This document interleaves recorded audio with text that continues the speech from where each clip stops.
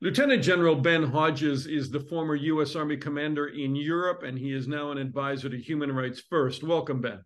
Hey, thank you, Dana.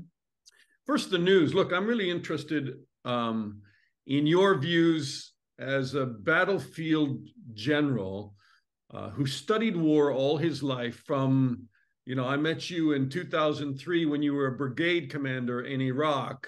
You've been in the field. You're not an armchair person. I mean, you know warfare. The biggest wave of drone attacks by Ukraine on Russia this week, some shot down, some took out Russian transport planes in Pskov. Russia calls it terrorism. But is the art of war changing before our eyes? And how will this play out in the Ukraine-Russia conflict, do you think? So what we're seeing is the Ukrainian counteroffensive is playing out in ways that demonstrate a true understanding of operational art by the Ukrainian General Staff.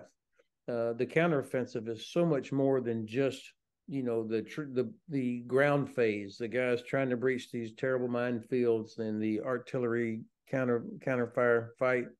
It's these drones. The drones represent deep strike, but instead of using aircraft like we do or would have traditionally done, they're using different types of drones to go after targets across Russia that are hitting airfields, logistics infrastructure, and also it's important making sure that the Russian people understand that they've been lied to by their own leadership. So there is an information part of these drone strikes, and the fact that the quantity. I mean, these are not just one-offs. This demonstrates a new capability or increased capability by the Ukrainians, who, by the way, are, in my view, the most tech-savvy, innovative soldiers on the planet, bar none. I've been impressed with them for years. But they're also doing this, this commando raid on Crimea a few days ago. That was not just like the Doolittle raid. I mean, they took out a serious radar and air defense site, and that now leaves a big blind spot. The Russian Black Sea Fleet doesn't want to go anywhere near Ukrainian coast because of Ukraine's use of drones. And so I think this demonstration of operational art by the Ukrainians is a manifestation of the changing character of war.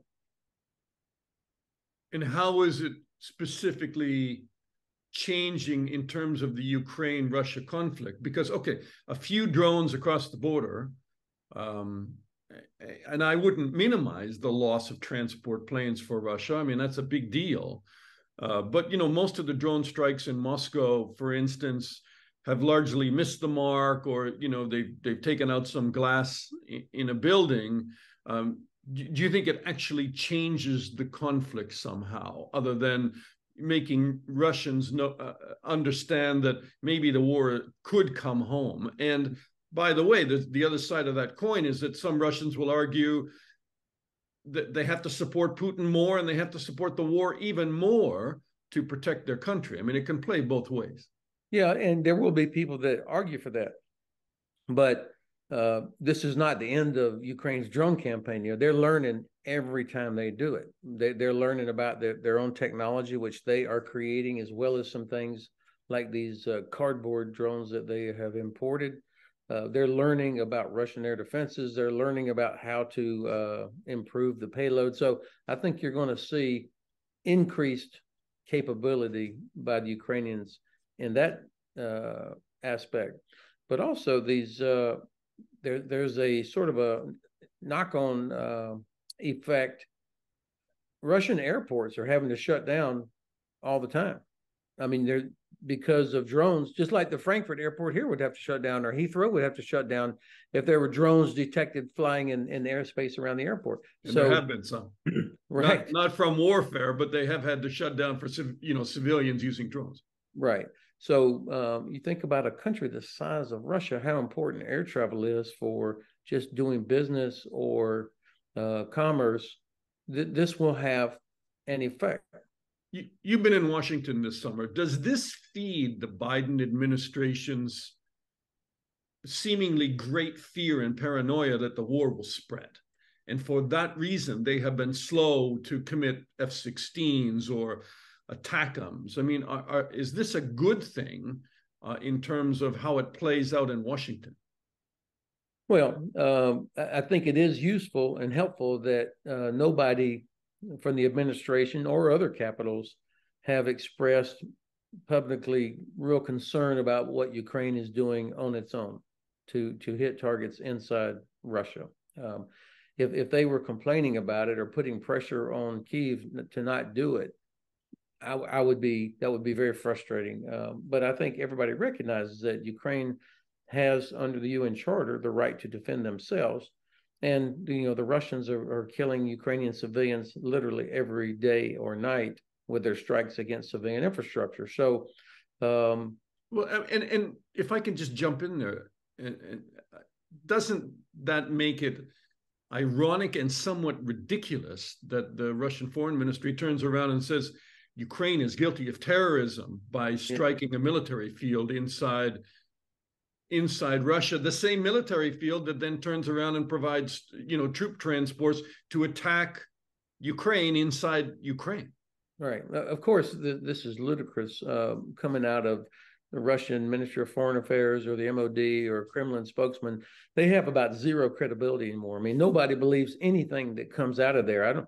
I don't think there was a person on the planet that believed any statement about Prigozhin's death being an accident. Nobody thought that, and so those are wasted statements that I don't think move the needle on anybody's policy thinking. What I do think, though, to your original question, excuse me, what I do think in response to your original question is that the Ukrainians are demonstrating that they're not going to sit around and wait.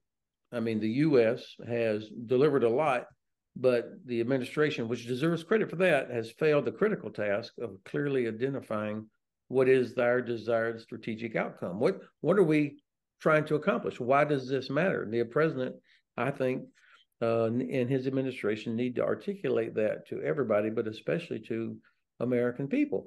And if they say we want Ukraine to win, which means ejecting Russia back to the 1991 borders, then there's no more excuses about we don't have enough ATACMs or it takes too long to train an F-16 pilot. Those all fall away. Here we are, through the summer watching the Ukraine counteroffensive. There is a lot of talk in the U.S. that it just hasn't gone well. And there is disappointment by Western backers, including, France and Germany and elsewhere. People thought this would go a lot quicker. But are you still hopeful of a so-called breakthrough in the Ukrainian counteroffensive now?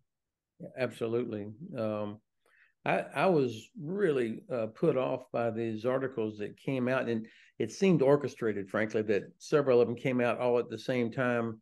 That I don't know who would be seeding these ideas, but nonetheless, they were unjustified criticisms. And it's always annoying when somebody from 8,000 miles away starts, critiquing tactics and what's happening in the fight. I trust the judgment of General Zaluzhny and his staff and those commanders that are actually doing this. And keep in mind that the Ukrainian have been very disciplined on protection of information, what we call OPSEC, operational security. So General Hodges, what makes you hopeful when you look at what's been happening on the ground? And I know you have some pretty good insights there. Well, what makes me hopeful is that the Ukrainians have protected information. We don't know, and we're not entitled to know exactly what's going on there. We see how they have adapted, which is what winning armies do. You adapt, you change your plan as the conditions change. And they have been going after Russian artillery, Russian logistics with great effect, both with their own strike capability as well as with drones. This is having an effect, and we're starting to see evidence in different places where they have penetrated these Russian defensive belts. Now, I don't know yet are the so-called second and third defensive belts, are they stronger or are they less well prepared? I would imagine that they will be less well prepared, but we won't know until Ukrainians are able to get in there. But you used the phrase operational art earlier, which I was glad. I like that. The operational art means understanding what is the decisive terrain. That's Crimea. And so they have designed a campaign that is intended, I believe, to isolate Crimea by severing the so-called land bridge. And you can interdict that land bridge not only by occupying it, but with long-range artillery and rockets. And then, of course, the Kerch Bridge, which has already been demonstrated as vulnerable. And now they're starting to do things that make Crimea untenable for Russian forces. I think we're going to see more and more drone strikes hitting inside Sevastopol, hitting inside the airbase at Saki, for example. And this is where the administration, I don't understand this continued reluctance to provide ATACMS or other long-range strike capability, because you could imagine if there was an ATACMS that was hitting inside Sevastopol 2 or 3 times a day over a period of time, the Black Sea Fleet commander would have to relocate. They'd have to move to the east. He couldn't sit there at port while you've got precision weapons hitting facilities or ships inside the harbor. What did you hear in Washington? Without telling me about your meetings, but I assume some of them were pretty interesting. And you have probably been one of the biggest proponents of the U.S. just getting on with this. If you say that you want to win in Ukraine, or allow Ukraine to win in Ukraine, then give them what they need. And what do people tell you when you're pushing that argument in Washington? What is the resistance to get on with it? So I would say the vast majority of people with whom I spoke that come from across the spectrum of journalists, academics, retired military, former ambassadors, current serving, the vast majority are frustrated that the administration has not said, we want Ukraine to win, that this is our policy. And so the lack of that results in this, is manifested by this incremental decision making. So there is frustration there, and there is a concern that if the administration does not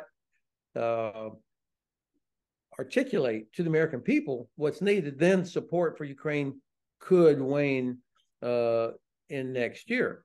When I talk to 2 or 3 different, let's just say very senior people within the Department of Defense, what I see and what I feel is a lack of imagination, a lack of understanding of the strategic geography of why Crimea matters. I mean, I'm talking, these are smart, intelligent, hardworking people. But when I say, what about this, and they look at me like, well, they don't need ATACMS, or that's not that important. And I'm like, I'm shaking my head. So what I cannot figure out is, where is the block? Is it at the president level?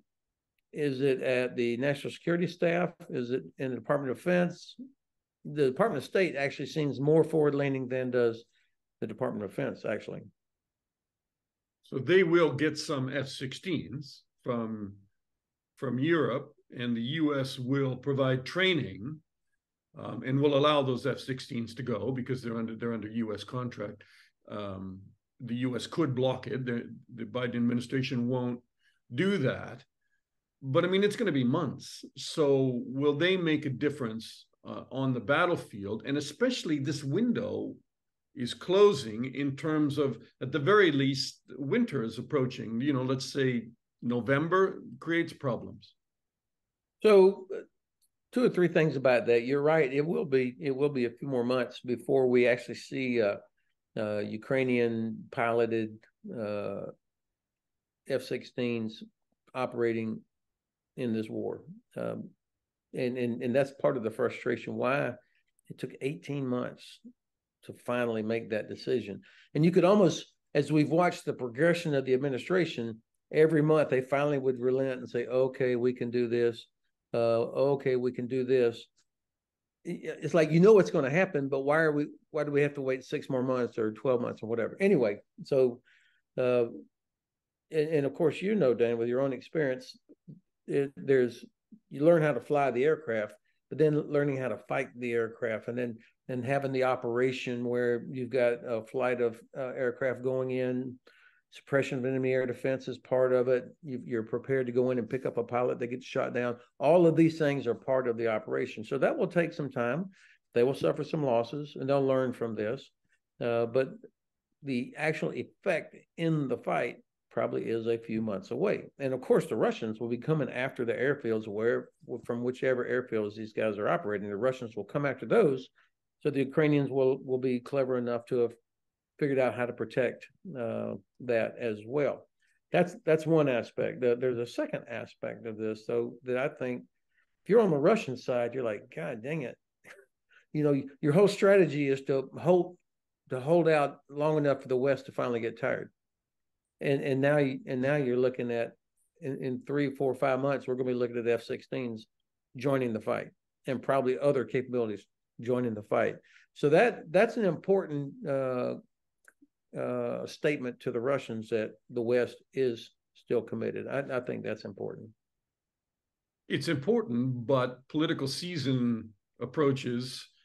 And I was just in the U.S. and I saw some of the newspaper headlines really surprised me. Like, for instance, why are we giving money to Ukraine when we can't afford fire services in Hawaii?